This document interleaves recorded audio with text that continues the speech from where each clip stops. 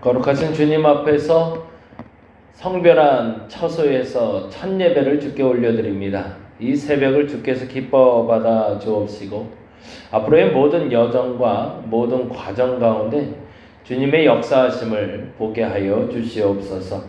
새벽을 시작으로 이 예배실을 기도로 깨우며 말씀으로 깨우며 성령의 인도하심에 따라 충만해짐으로 인도되기를 간절히 원하오니 하나님 거룩한 이 성소에 찾아와 주시고 임재하여 주시며 역사하여 주시옵소서.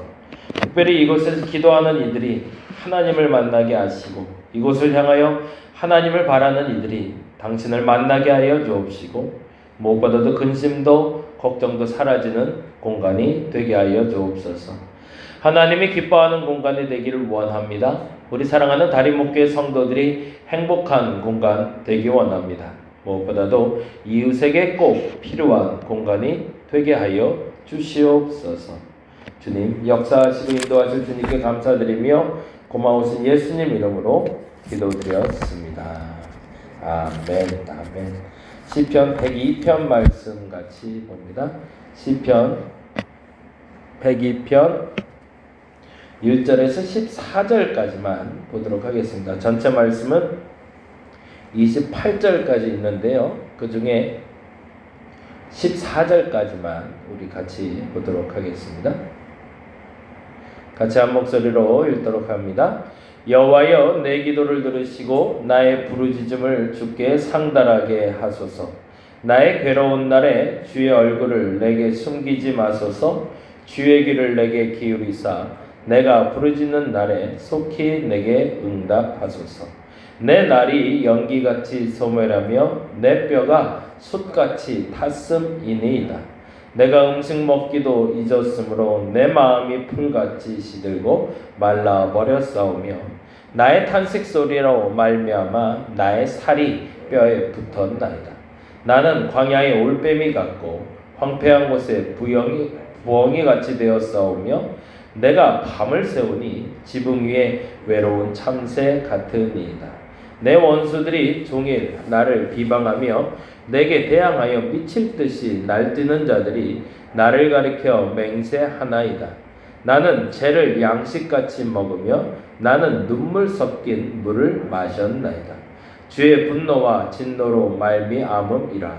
주께서 나를 들어서 던지셨나이다. 내 날이 길어지는 그림자 같고 내가 풀에 시들어짐 같으니이다. 여호와여 주는 영원히 계시고 주에 대한 기억은 대대에 이르리이다. 주께서 일어나사 시온을 긍휼히 여기시리니 지금은 그에게 은혜를 베푸실 때라. 정한 기한이 다가옴이니이다. 주의 종들이 시온의 돌들을 즐거워하며 그의 티끌도 은혜를 받나이다. 아멘. 아멘. 참 재미난 표현이 나오는데요. 102편 1절에 보면 이런 표현이 나와요. 102편 1절입니다. 여호와여 내 기도를 들으시고 나의 부르짖음을 주께 상달하게 하옵소서.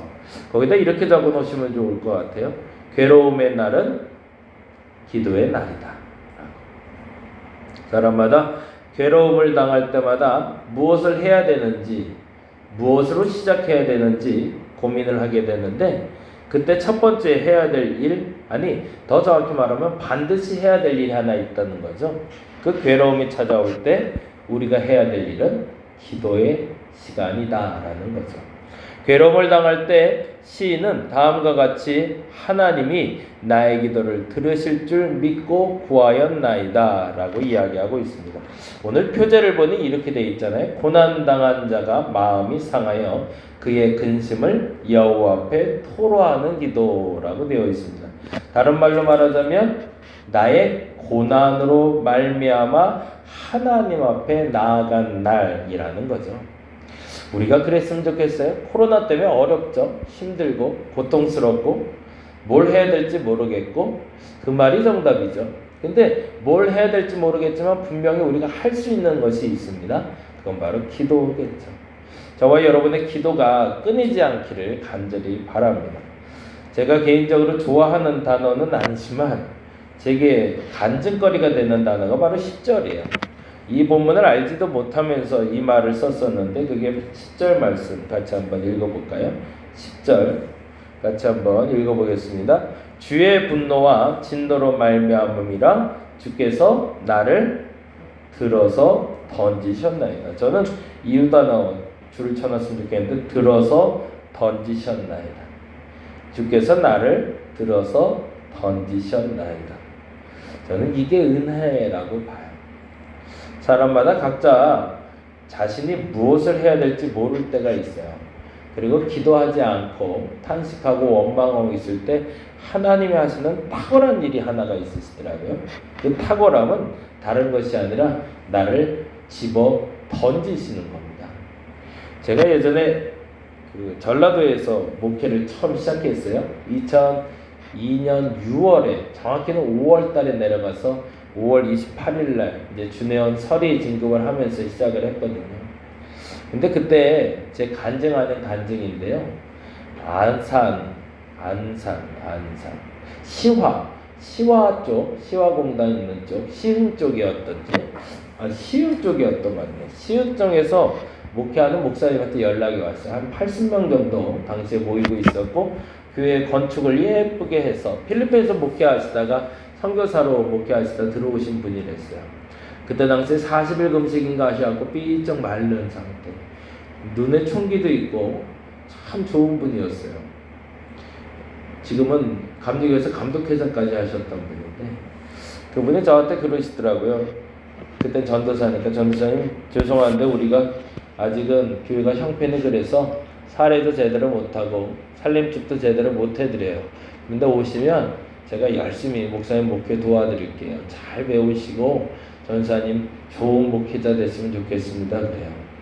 근데 마음에 어떤 마음이 드냐면 제가 그때 대치동 살 때였거든요. 강남 대치동 살 때인데 시흥이라는 것이 그렇게 촌이고 그렇게 멀게 느껴지더라고요. 그래서 그분 앞에서는 그랬어요. 제가 기도하고 결정하고 목사님 말씀드리겠습니다. 그러고 왔거든요. 그래서 버스 타고 오면서 생각을 그렇게 한 거죠. 내가 이렇게 먼 데까지 가려고 전도사였나? 나 이렇게 촌부서 가서 목회 안 해.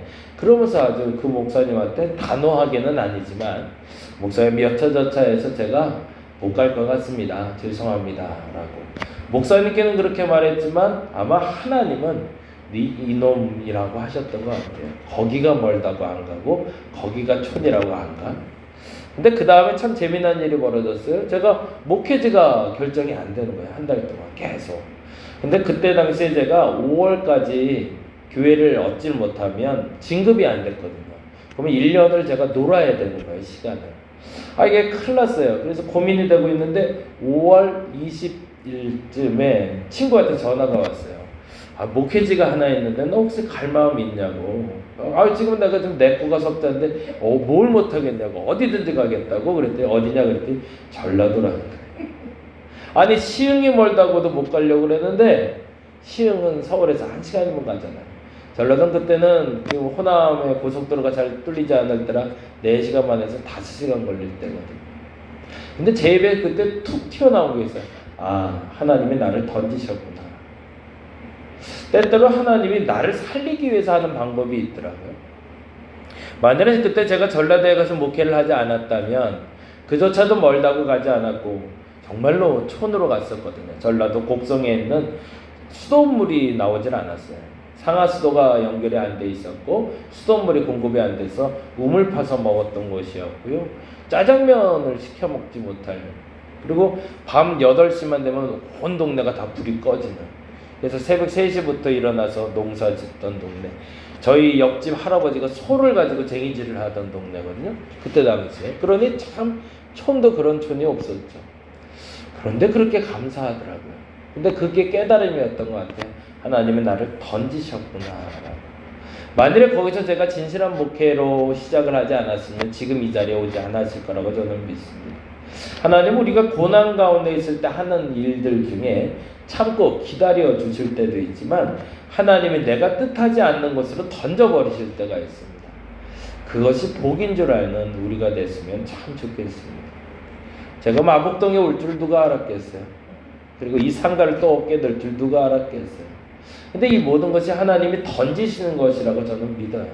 근데 그 던져짐을 받을 때 이게 복이라고 아는 사람은 그 다음부터 하나님이 그 겨자씨의 믿음을 보고 큰 나무를 만들어 주실 줄로 믿습니다. 우리 다림목교회가 그렇게 시작될 줄로 믿습니다. 오늘은 그래서 두 가지를 기도했으면 좋겠어요. 첫째는 고난의 때, 괴로움의 날은 기도의 날이다. 그런데 만일에 기도의 날이라고 알지 못하고 원망할 때 하나님이 던지신다면 그것이 복으로 알자. 이 두 가지를 통해서 하나님의 진정한 인도하심을 깨닫는 오늘 한날 되시기를 간절히 바랍니다. 기도하겠습니다. 오늘 첫 예배를 하나님께 올려드립니다. 기쁘고 감격스럽게 모든 사람들이 다 와서, 아니요, 진실한 사람들이 와서 함께 예배하는 곳으로 만들어 가기를 원합니다. 이 새벽을 주님이 깨워주시니 감사합니다. 이 새벽에 기도하게 하시니 감사합니다. 이 새벽에 기도하는 모든 기도가 응답되게 하시고 우리의 괴로움의 날들이 기도의 날인 줄 알게 하시고 우리가 던져짐을 당할 때 그 던져짐이 하나님의 은혜임을 알게 하여 주시옵소서. 감사합니다. 고마우신 예수님 이름으로 기도드렸습니다. 아직 기도하고 돌아가도록 하겠습니다.